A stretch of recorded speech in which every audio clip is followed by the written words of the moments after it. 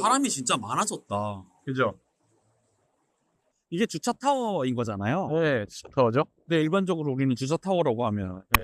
차량들이 위에 있고, 그쵸. 근데 얘는 지금 지하로 내렸다는 거죠. 네, 그죠. 그리고 이제 상가는 위쪽으로 올리고. 그렇죠. 그러니까 지하 1층부터 7층까지 주차장 넣고 1층부터 5층까지 상가로 넣고. 관심 없는 분들은 그냥 일반 상가로 생각하시는 수도 있겠는데요. 그럴 수밖에 없죠. 네. 근데 이 마곡에 두 군데 있잖아요. 이 마곡 발산 파크 플라자하고 이게 보타닉 파크 두 개인데 예. 이게 공사비가 훨씬 더 많이 들어가는 방식이거든요. 지하로 깊게 파니까. 그러니까 그래서 훨씬 더 공사비가 많이 들어가는 방식인데도 이렇게 한 이유는 그만큼 임대 자신이 있고 위치가 장점이 크다는 거겠죠. 아무래도.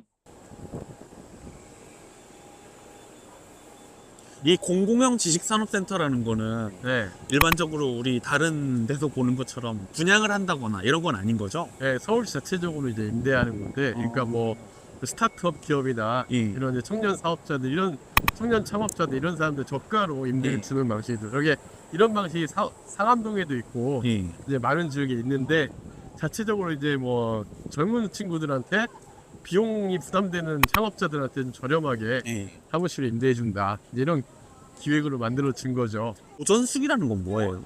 도전숙은 저기 옆에 보면은 그 이제 기숙사처럼 예. 여기 청년 창업자들이 왔을 때 예. 숙소로서 이용할 수 있게 또 여기에 청년 임대주택으로 같이 공급이 되는데, 그러니까 일반적으로 우리가 생각하는 지식산업센터의 기숙사, 네, 딱 그리고 그거죠. 천연 임대주택 예, 이런 것들이 결합되어 있는 형태라. 그렇죠, 그렇죠. 이게 들어오면 주변에 파급력도 좀 있겠어요. 지금 사실 이게 2016년에 계획이 돼서 예. 지금 2026년 3월에 준공이니까 10년이 지났죠. 원래는 저 보타닉 파크 플라자가 들어서기 전에 네. 이게 완공될 예정이었거든요. 그런데 보타닉 파크 플라자 2017년에 분양해서 2018년에 준공이 됐고, 그 사이에 여기가 계속 빈 땅으로 있었던 거예요. 그러니까 거의 한 10년 가까이를 이 상가는 옆에 빈 땅을 두고 동선이 끊긴 상태로 상가가 임대가 잘 안 나갈 수밖에 없었던 거죠. 심지어 저 앞에 현대 알파크 기어반도 네. 오래 걸리면서 양쪽이 다 빈 상가, 빈 땅이었으니까 네. 공사장 상태고 상가 임대가 힘들 수밖에 없었죠.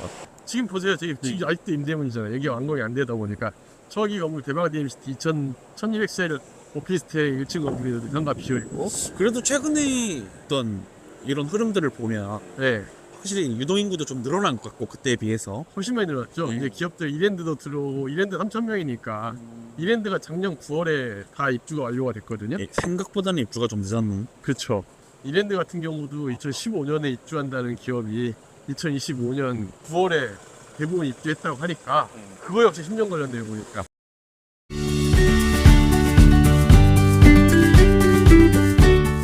마곡의 모든 건물을 리뷰한다. 마곡은 부동산 중개법인입니다.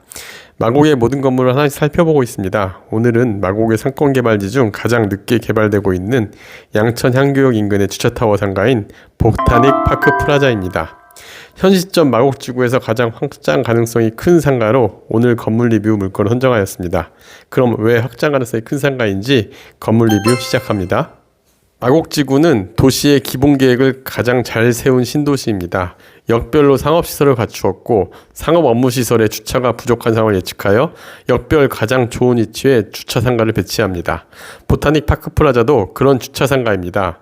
주차상가는 전체 연면적의 70%를 주차장으로 30%를 상가로 활용하는 건물입니다.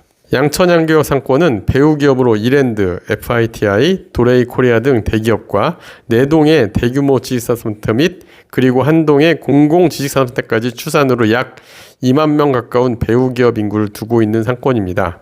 그리고 인근 상가는 대부분 오피스텔 건물로 1층에만 상가가 있고 전용 상가 건물이 없는 상황으로 한가운데 위치한 보타닉 파크 플라자 입지는 장점이 많습니다. 그럼 보타닉 파크 플라자 상가의 특징을 살펴볼까요?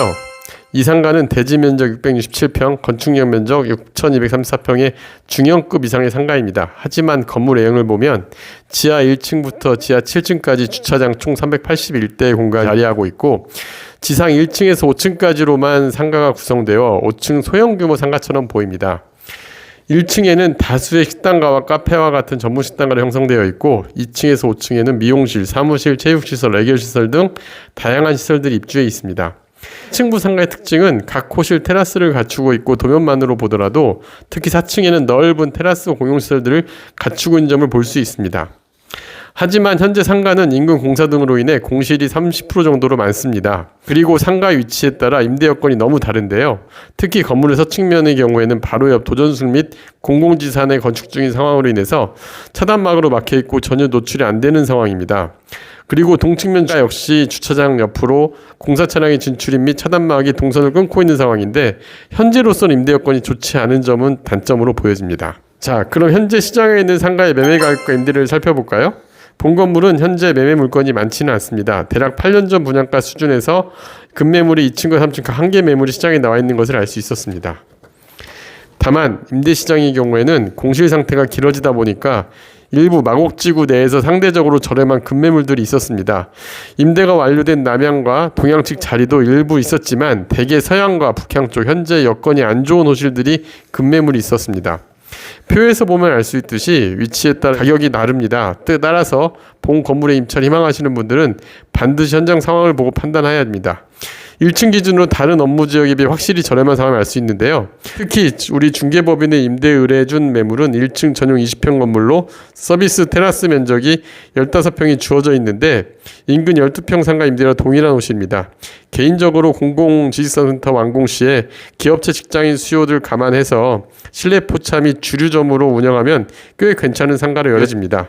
지금 저렴한 가격의 임차를 알아보시는 것도 좋을 것 같습니다. 마곡에서 가장 저평가되어 있는 양천 향교역 건물들은 아직 임차인 분들의 기회가 열려있는 곳입니다. 특히 그 중에서 주차시설이 훌륭하고 입주가 양호한 보타닉 파크 프라자에 관심을 가질 필요가 있다고 보여집니다. 다만 상가호실 내부 위치 및 컨디션에 따라 차이가 크므로 반드시 잘 알아보셔야 하고요.